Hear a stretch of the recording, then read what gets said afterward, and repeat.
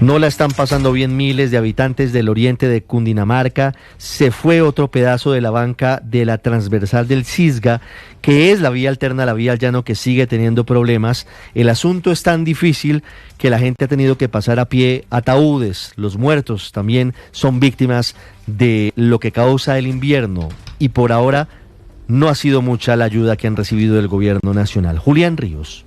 El drama por el desplome de la calzada en la gran transversal del Cisga, que comunica a los llanos orientales con Boyacá y Cundinamarca, también lo padecen por estos días los voluntarios de las misiones médicas y enfermeros. Un bebé de tan solo 2 años cuya vida estaba en peligro por una condición médica tenía que ser trasladado de urgencia al municipio de Garagoa. Una ambulancia lo trajo desde Santa María hasta el punto donde se registra la emergencia y desde allí fue cargado en brazos y con oxígeno en mano por varios enfermeros y enfermeras que lo llevaron con mucho cuidado por el paso peatonal improvisado. Sí, señor, toca ver cómo podemos hacer el traslado. La paciente pues viene requiriente de oxígeno y pues ahí ya pues ver la mejor forma adecuada para poder llevarla a la otra móvil que se encuentra al otro lado del derrumbe. Esta situación de emergencia cumple ya 4 días. Los alimentos y medicamentos tienen que ser cargados y trasladados a pie por más de 300 metros. Y cientos de personas deben utilizar este paso improvisado en medio de la angustia y el temor porque se siga desmoronando la montaña. Siento que la montaña se viene y las piernas... Siento que no las puedo seguir caminando. Mientras ayer se iniciaron los primeros estudios técnicos y geológicos de la vía, en Santa María otro habitante advirtió que el puente que comunica entre esta población y la vereda de San Agustín está en riesgo de colapsar por la fuerte corriente del río. Estamos pidiendo a gestión de riesgo, a la gobernación, a la alcaldía, al gobierno nacional, que nos apoyen para hacer unas obras de protección, ya que ha remetido 2 inviernos muy fuertes y es probable que en un próximo invierno no resista. Y en esta misma población, varias viviendas ubicadas a orillas del río Batá tuvieron que ser evacuadas ante el inminente peligro que representan sus aguas. Julián, gracias. Y mientras tanto, las entidades responsables de atender a las emergencias por fenómenos naturales están sin plata, no tienen con qué responder. Jessica Gutiérrez. Las emergencias en el país han dejado a miles de personas afectadas. Según los últimos datos de la Unidad Nacional de Gestión de Riesgos de Desastres, se han registrado más de 2.700 emergencias en 754 municipios de 31 departamentos del país, en su mayoría provocada por la lluvia. Sin embargo, el país atraviesa una profunda crisis financiera para atender estas situaciones. Recientemente, la ministra de Transporte, María Fernanda Rojas, advirtió que su cartera carece de las herramientas necesarias para operar y enfatizó la urgencia de aprobar una ley de financiamiento, es decir, que actualmente no hay presupuesto suficiente para hacer frente a las emergencias. Los cupos de vigencias futuras están muy apretados. El margen de flexibilidad presupuestal para nuevos proyectos es ínfimo. Recordemos que en días pasados también el director de la Unidad Nacional de Gestión de Riesgo, Carlos Carrillo, advirtió que se requiere más de 1,9 billones de pesos adicionales para continuar atendiendo las emergencias en el país, dinero que no está disponible. Tenemos 9.000 millones de pesos disponibles y hace falta aún una buena parte del año. Entonces el llamado reiterativo es a financiar la gestión del riesgo. Lo más preocupante es que para el próximo año el sector ambiental se le recortarán 227.000 millones de pesos en inversión. Este recorte afectará directamente a entidades clave como la Agencia Nacional de Infraestructura ANI, el IDEAM y el Ministerio de Ambiente, comprometiendo su capacidad de respuesta. 1:22 minutos. Las historias. Una historia. Las historias, sí señora, a esta hora en Meridiano Blue, milagro en la mina de oro en Segovia, en Antioquia, 18 mineros rescatados sanos y salvos casi un día después de haber quedado atrapados. La historia desde el departamento de Antioquia, a esta hora con Felipe García Solano.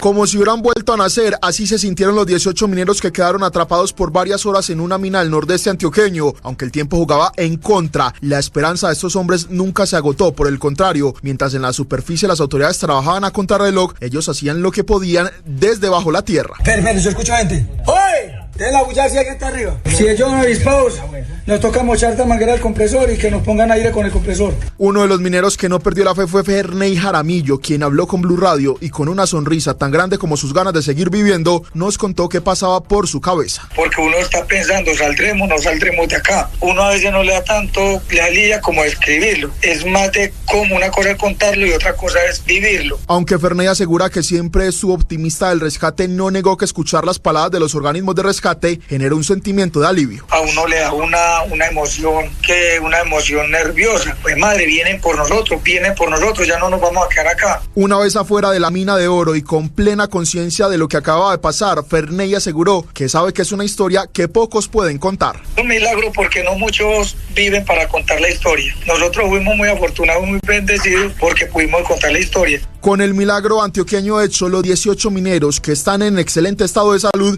son conscientes que la vida les dio una oportunidad única y por ello se reunirán en los próximos días para celebrar en el Cristo de Zaragoza. Estamos con las regiones de Colombia en Meridiano Blue.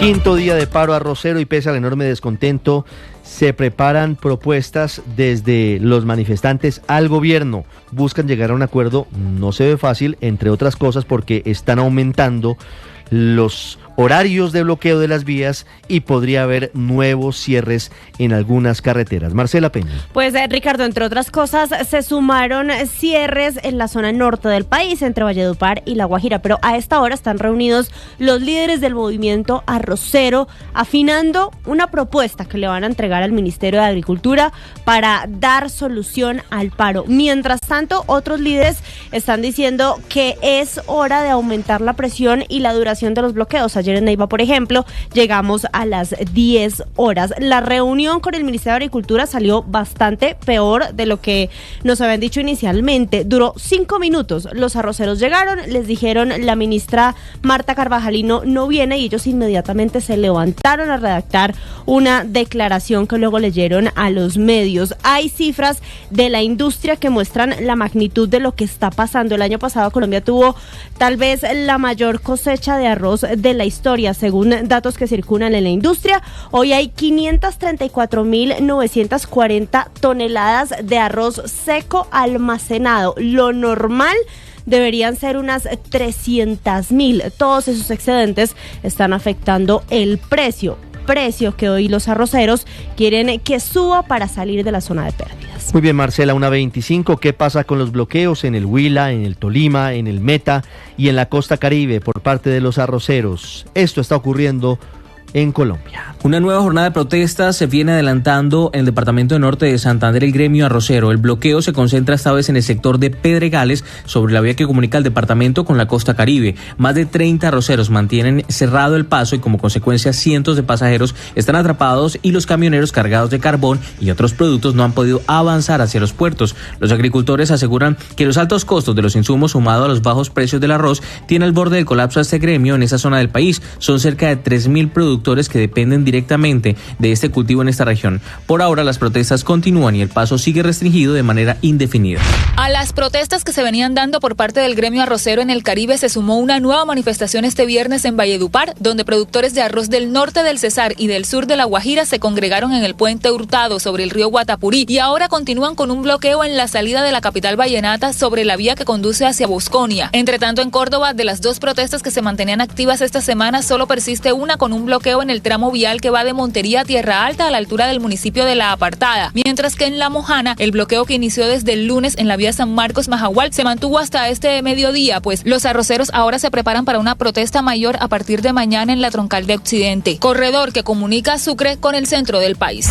En respuesta a la ausencia de la ministra de Agricultura en la instalación de la mesa de negociación, los cultivadores de arroz del Huila, que ya completan 4 días de paro, endurecieron los bloqueos en los 4 puntos donde mantienen cierres viales, pasando de 5 a 10 horas continuas. Los nuevos horarios de apertura para el paso de vehículos son únicamente entre las 6 y 8 de la mañana y de 6 a 8 de la noche. Frente a esta situación, los gremios económicos del departamento instaron al gobierno nacional a entablar un diálogo urgente con los cultivadores para evitar mayores afectaciones.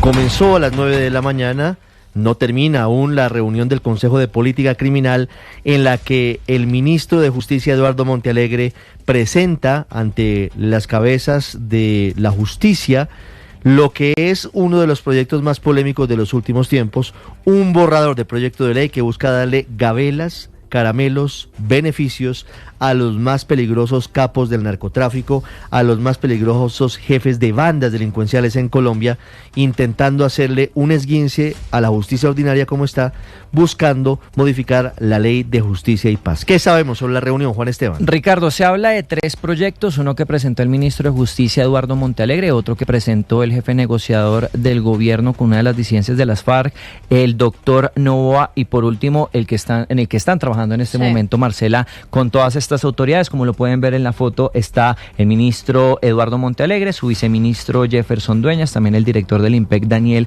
Gutiérrez, y una persona muy importante en esta discusión que va a ser Juan Carlos Arias Duque, que es el señor que está más bien hacia la derecha, que es el director de Justicia Transicional, que sería el gran cambio que tendría este proyecto para que puedan acceder a esos beneficios los miembros de grupos armados ilegales, pero también de las bandas criminales. Esencialmente, los que más han formulado preguntas en este debate ha sido la Corte Suprema de Justicia, puntualmente la Sala Penal y la doctora Miriam Ávila Roldán. Se espera que esta reunión continúe y pues van a presentar este proyecto según los parámetros, Marcela, el próximo 20 de julio. Pues este proyecto, que técnicamente se llama el Marco Jurídico de la Paz Total, no solamente está causando polémica en Colombia, don Juan Esteban, está causando polémica también en el panorama internacional, sobre todo en Estados Unidos. La delegada de ese país ante la ONU le hizo un durísimo llamado al presidente Gustavo Petro. Dice, proteger a los criminales por razones políticas socava toda perspectiva de paz duradera. Vamos con los detalles que los tiene Catrina Ávila. Fue la consejera política adjunta de la Embajada de Estados Unidos ante la ONU, Ting Wu, quien en una intervención de 3 minutos cuestionó la política de paz total del gobierno Petro y aseguró que hay un afán desorganizado para negociar con múltiples grupos armados, lo que terminó en incentivos para que estos grupos intensifiquen sus ataques con el fin de mejorar su posición negociadora. Los progresos limitados que se han hecho contra los narcogrupos, combinado con políticas lentas, está echando por tierra los éxitos de las últimas décadas. El fracaso de algunas partes del gobierno colombiano de actuar pone en peligro a los colombianos y corre el riesgo de llevar al país a un mayor conflicto. Así, la paz total todavía debe dar resultados tangibles. En tercer lugar, la politización de cualquier proceso de paz es una amenaza a los progresos en ese terreno. Proteger a los criminales a efectos políticos socava toda perspectiva de una paz duradera. Las víctimas merecen justicia. Durante esta sesión, todas las misiones expresaron su preocupación por el atentado del senador Miguel Uribe Turbay. Él es Carlos Ruiz Mació, jefe de la misión de verificación de la ONU en Colombia ante el Consejo de Seguridad. El atentado contra la vida del senador y precandidato presidencial Miguel Uribe Turbay el 7 de junio, además de ser un hecho grave y repudiable, generó un fuerte impacto en la sociedad colombiana. El atentado evocó episodios de violencia del pasado en el ámbito político. Subrayó con más urgencia que nunca el imperativo de sacar la violencia del ejercicio de la política, un objetivo explícito del acuerdo de paz. Mació dejará sus funciones el 1 de agosto para asumir la representación especial del secretario general de la ONU en Haití. Blue.